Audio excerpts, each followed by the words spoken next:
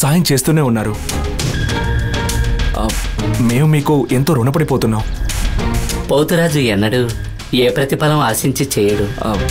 నాకు దేవుడి మీద అంతగా నమ్మకం లేదు, కానీ ఎందుకో తెలియట్లేదు. మిమ్మల్ని చూస్తుంటే మనసులో గౌరవం కలుగుతోంది. నమ్మిన వాళ్ళకి నమ్మని వాళ్ళకి అందరి మనసుల్లో ఉండేవాడే పోతురాజు. నువ్వు నాకు చేతులు జోడించి నమస్కరించక్కర్లేదు. నేను నమ్ముకున్న వాళ్ళని మెడవకుండా కాపాడు.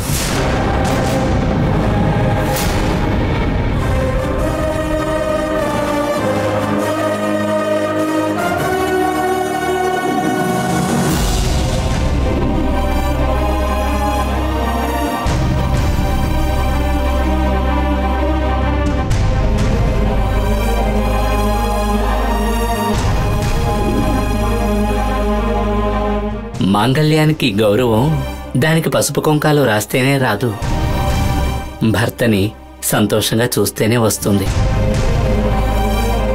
నువ్వు నీ భర్తని సంతోషంగా ఉండేలా చూసుకుంటున్నావా? అందులో ఏ లోటు లేదండి.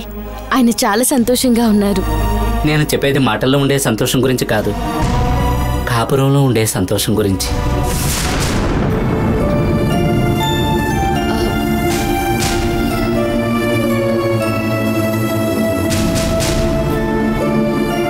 ఒక దీపాన్ని వెలిగించి ఆ దీపంతోనే 1000 దీపాల్ని వెలిగించొచ్చంటారు.